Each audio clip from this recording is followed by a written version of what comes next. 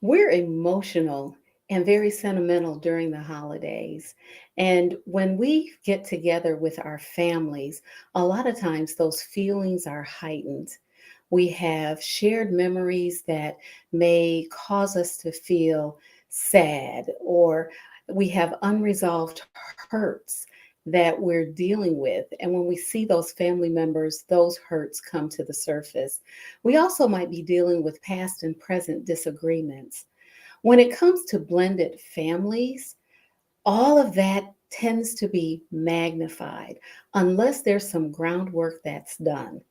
On today's Stress Talk with Marcyline, I'm going to help you to get through the holidays without losing it by sharing how blended families stay in holiday spirit at family gatherings.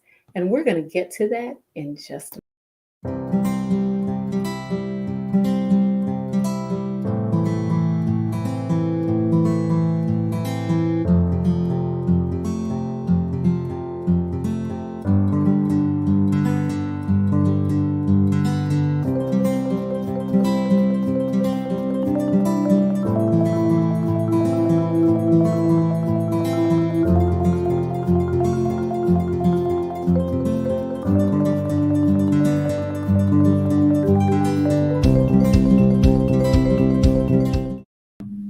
Hi there. I'm being silly.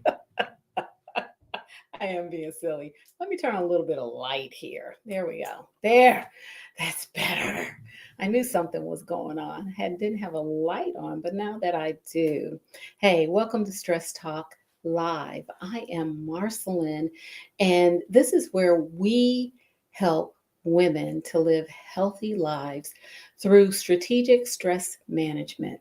Why is it strategic? It's strategic because it's personalized. We're not just giving you tips that you can find on the internet through your search engine. We're actually going deep and dealing with underlying causes of your personal stress.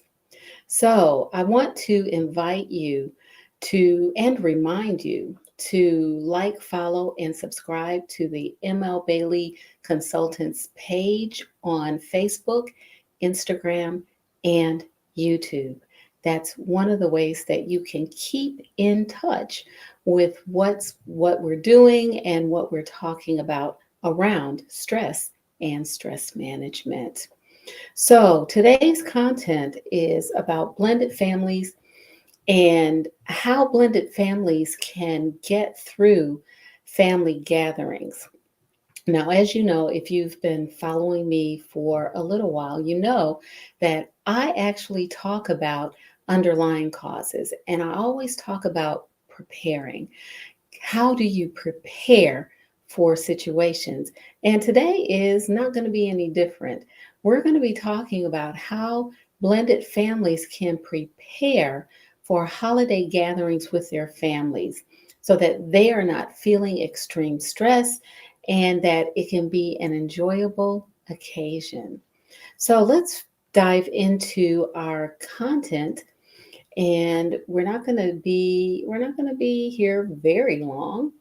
But first, let's talk about what a blended family is. So, a blended family, as defined by the Oxford Dictionary, is a couple and their children from their current marriage or relationship and all the previous relationships. Essentially, when we talk about blended families, we're talking about families that have come together, either come together and they are cohabitating together. They're living together, they're sharing their lives, their space together. They are creating those shared memories together. One of the things that we want to remember is that when a family comes together, especially a blended family, they're bringing all of their other shared memories, all of their other experiences into the relationship and into the family. And for this reason, family members need time to adjust. Now, you might say, well, that's all well and good, but how much time do they need? Well, they probably need as much time as they need. I mean, to be honest with you, there's really no time frame. Of course, you can certainly go through family therapy, work with a trained marriage and family therapist, licensed clinical social worker, or a licensed professional counselor to work through some of those issues. But everyone needs time to adjust. And they need time to adjust because there are experiences that they had in their previous life that they're bringing into the current one. Do you all remember the movie Yours, Mine, and Ours?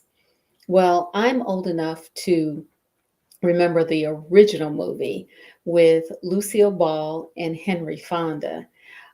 It was remade in 2005 with Dennis Quaid and Renee Russo as the parents. But in this movie,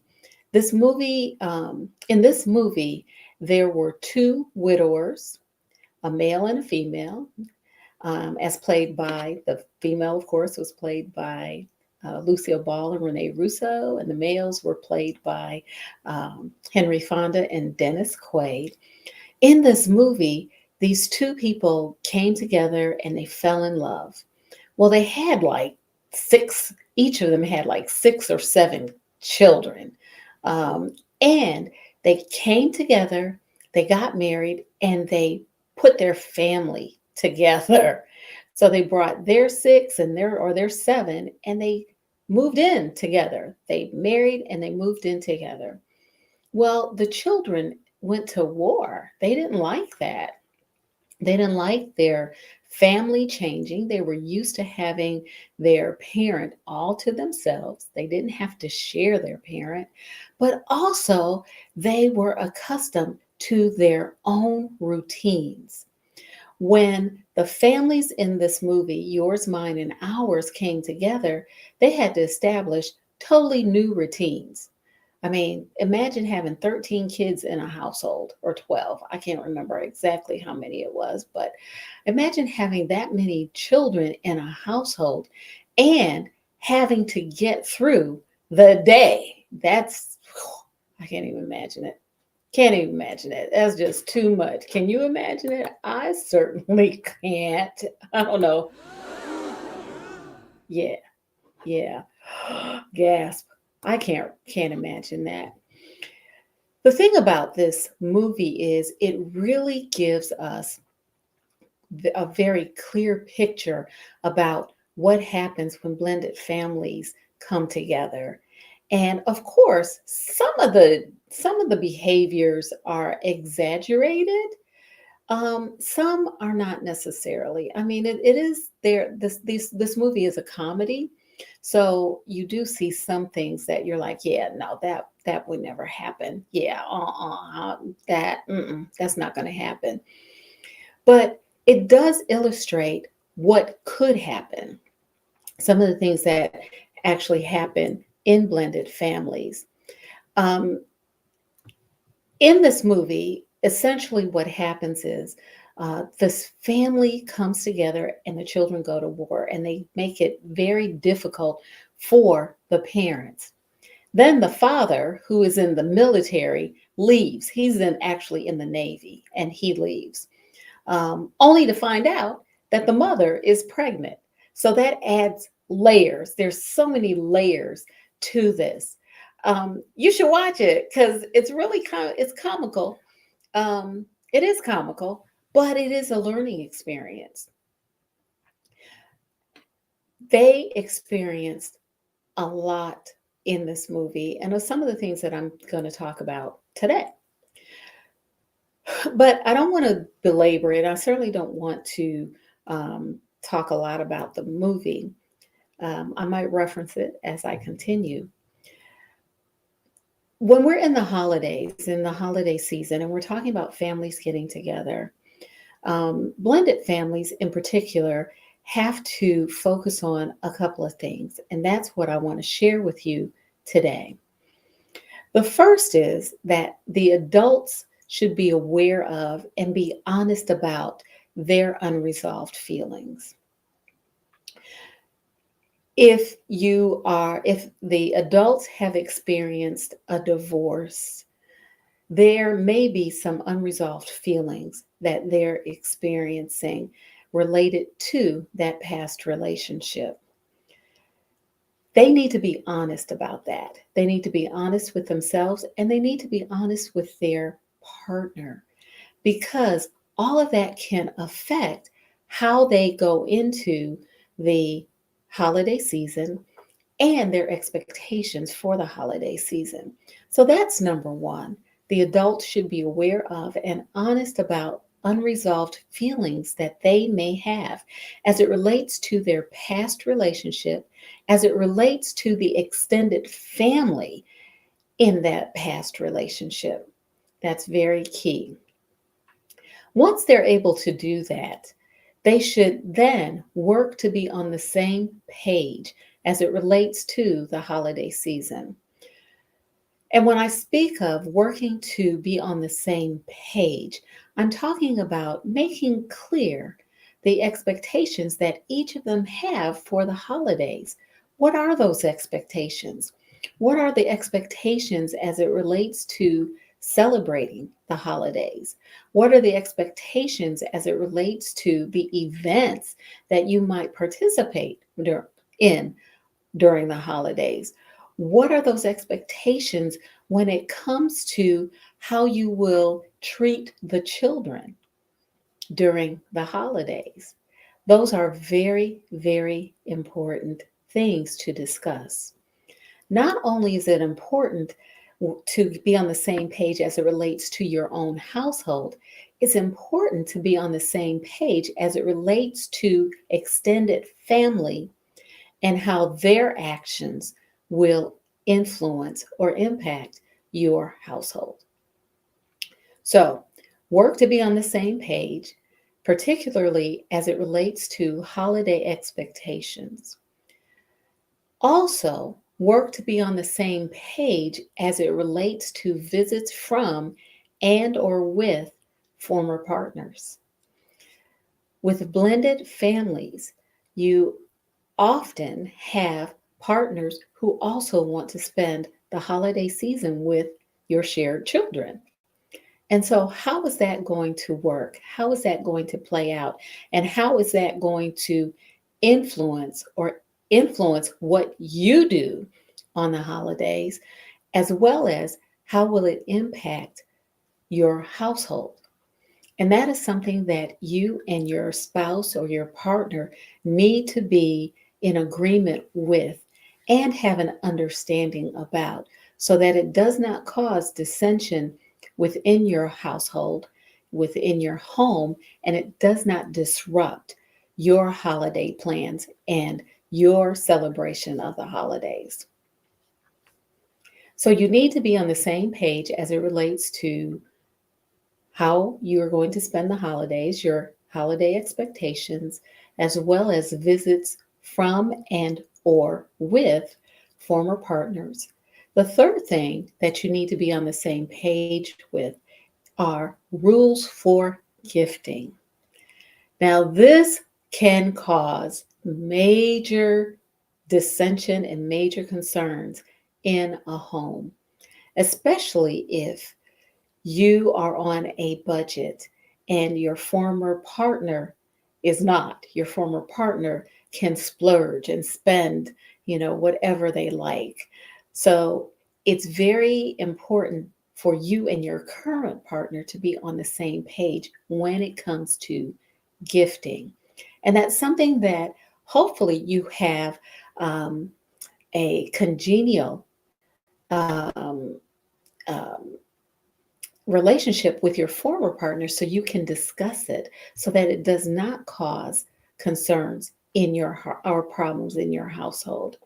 Now, rules for gifting do not only affect your former partner or spouse, they also affect family, extended family. Think of grandparents and how grandparents like to give gifts and they like to see their grandchildren enjoying those gifts. You and your current partner or spouse want to be on the same page when it comes to that as well. So I've just talked about being on the same page with your partner, your current partner, or your spouse as it relates to holiday expectations, visits from and or with former partners, as well as rules for gifting. Another consideration that you want to keep in mind as you are um, being honest about your unresolved feelings and emotions, you want to make sure that you understand that your current family is not, in capital NOT, is not your previous family. So the way you previously celebrated the holidays may not be the way you are going to currently celebrate the holidays. That's very important for you to understand. And it's something that you and your current spouse or partner want to have an agreement about. We're very comfortable with our own traditions, but coming into a new household that you are bringing together may mean that those traditions are also new. The other thing is, as you're remembering that your current family is not your previous family, you also want to keep in mind that you want to agree upon boundaries. Boundaries for the things that I talked about previously, right? Your holiday expectations, uh, gifting, giving gifts, receiving gifts, as well as visits and interactions with your former spouse or partner.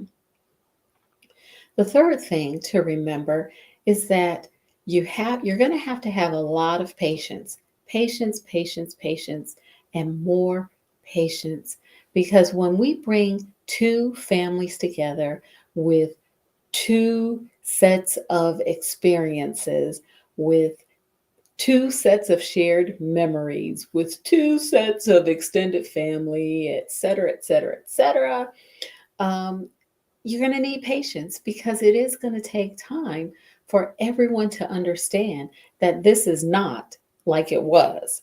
It's not the old family or the former family. It is a new family that has chosen to come together to share their lives. And so, with that, are new expectations, new boundaries, as well as new traditions. So, has anyone out there ever attended a social event or a holiday event with a blended family? If you have, just pop it into the comment section and to the chat. And for those of you who are watching on the replay or listening on the podcast, you can do the same. Just put a yes. Yes, I've attended an event with a blended family. I've attended an event with a blended family, and it was very interesting. It's interesting. It was interesting for me as a clinician to sit back and watch some of the dynamics play out. So, yeah, just drop that into the comment section. So, in addition to being aware and honest of any resolved feelings that the adults may have, the adults also want to have an understanding that their children will experience their own emotions. And in order to address that, the adults want to validate their child's or their children's feelings. And you do that by seeking to understand what they're feeling. Allow them to be open by encouraging conversation. Never tell a child you shouldn't feel that way, or I don't see why you feel that way, or try to explain away their feelings.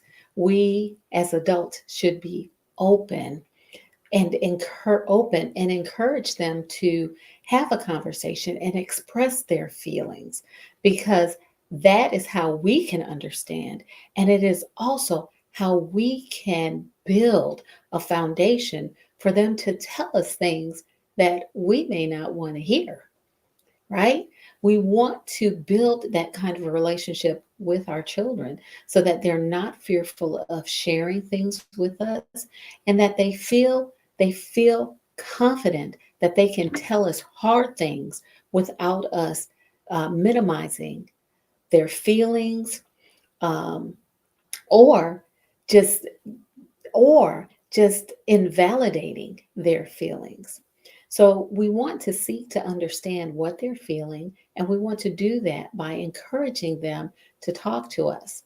We encourage them to talk to us by listening.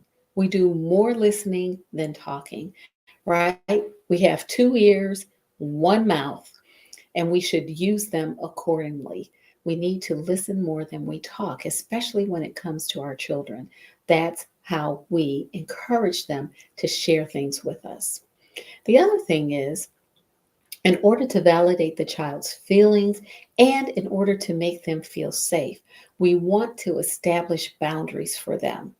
And when we establish boundaries, we can then, in turn, establish safety because children feel safe when they have established boundaries, and those boundaries are very clear. So, we want to validate our children's feelings. The second thing we want to do, as we understand that they are also experiencing their own emotions about holiday time with a blended family, we want to recognize that children may act out their feelings through their behavior. They may not verbalize it, they may not know how, they may not have the vocabulary, or they may not know how it will be received by you, the parent. So they may act out their feelings through behavior. How do you know this? Well, they may have trouble sleeping. Don't you have trouble sleeping when you have something on your mind? When you're trying to figure something out, your sleep is disturbed. So children may have trouble sleeping. They may have bad dreams or nightmares. Their appetite may change. They may not be hungry. They may in turn act out at the dinner table because they're not hungry and they it's more than that to them. They also may have problems at school or problems with their friends, or they may lose interest in hobbies or activities that they once enjoyed. If you see this during the holidays, talk to your child, listen to them, listen to what they have to say. You don't have to have the answers right away, but you want to gather information about where they are. That is how you can, again, what? Validate your child's feelings. The other thing that we want to keep in mind over the holidays when it comes to children in blended families is that they may feel uncertain about their place in their new family. So, like many of us do when we've experienced change, our children may cling to what is familiar, meaning they may cling to familiar family members. They may cling to familiar friends. So it's important to understand that if they are clinging to what is familiar, it's not necessarily a rejection of you or a rejection of their new family. It is their attempt to feel safe, stable, and secure. The other thing that you might notice when a child feels uncertain about their place in their new family is that they might display resentment, dislike, or distrust in the other new family members. So when you see this, again, you want to talk to your child. You want to listen more than you talk, and you want to gather information about what they're feeling. Just let them express themselves in the way that they know how, without judgment, without correction, without minimizing what they feel. If you can do that, or I should say, when you do that, you will help them to feel safe, stable, and secure. Because any behaviors that they're exhibiting, particularly around the holidays, particularly as it relates to being in a blended family, it is because they are feeling unsafe, unstable, and insecure. So I know that teenagers may also tend to pull away from their family. They may want to spend a lot of time with their friends. That is normal. I mean, that's normal teenage behavior. If it becomes more so during the holidays, you want to again try to engage your teen and give them space to share what they're feeling. I mean, how many out there remember what it was like to be a teenager, especially around the holidays? I remember. Pop it in the chat if you remember, because I certainly do. And being a teenager around the holidays can be quite difficult. And I imagine for teenagers who are in blended families, it can be even more so until things work out and they've adjusted to the change. So here's some thoughtful solutions, and I've shared a few, but I'm going to share them again. Allow opportunities. Number one, allow opportunities for siblings, step siblings, new siblings to get to know each other. Give them that space to get to know each other beyond, you're just we're together and we have to be brother and sister. Help them to get to know each other. Affirm their unique identity. They don't have to be like each other. They can continue to be themselves. And you, as the parent, can affirm their unique identity. Promote cooperation, communication, and collaboration among siblings and other family members. That's really the only way that we can get to know each other, get to know each other's limitations, get to know those things about each other that we don't just share, we don't just talk about. We learn those things through cooperation, communication, as well as collaboration. Also, include your children in family decisions, especially decisions that are going to impact them or have an influence on the family's life, on the household. You want to include them. Have them be a part of the decision making process. So, you're going to allow step siblings to get to know each other. You're also going to clarify expectations around the holidays with your extended family. Ha, this is when harder conversations occur, right? Yes, it is. It's when harder conversations occur. You want to set boundaries for extended families, especially when it comes to your gathering.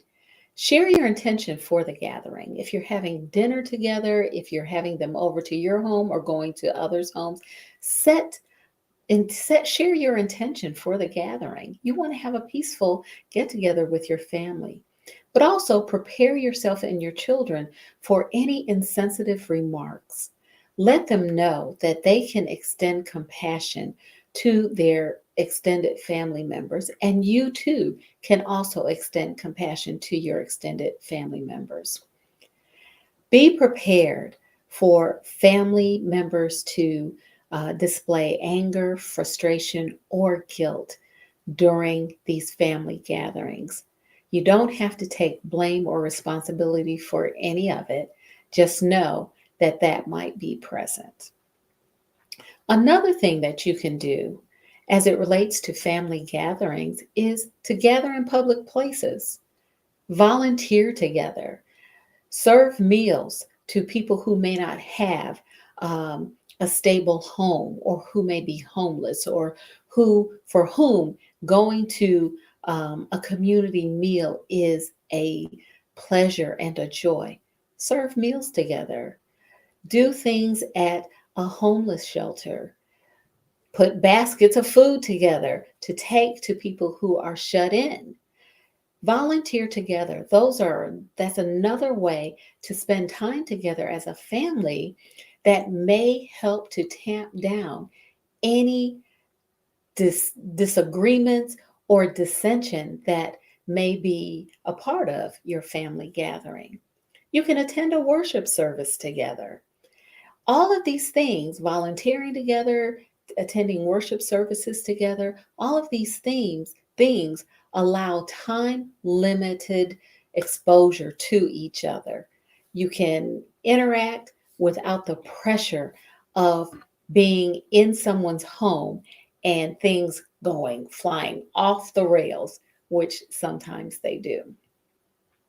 It'll take the pressure off. So, have any of you ever volunteered with your extended family? It sounds like a really good idea. That's not something that we've done, but hey, it may be something that our family may do in the future. It just sounds like a kind of a neat thing to do. So, we've talked about how blended families stay in holiday spirit at family gatherings. And I've talked about how to lay the foundation and the groundwork for that. The first thing is that adults should be aware of and honest about their unresolved feelings. And I gave several things, actions to take once you are aware. You can take those actions to make sure you put things in place so that it does not negatively affect your household. The other thing is understand that children will experience their own emotions during the holidays. Again, I laid out action steps for you to take in order to address the concerns that your children may have. And then the third thing is I shared thoughtful solutions that you can consider to keep your holiday with your blended family a joyful and a pleasurable one. So, I want you to remember to like, follow, and subscribe to ML Bailey Consultants on Facebook, Instagram, and YouTube. And please join me for more every Sunday at 7 p.m. here on Stress Talk Live. That's all for now. I appreciate you all. And as always, take good care.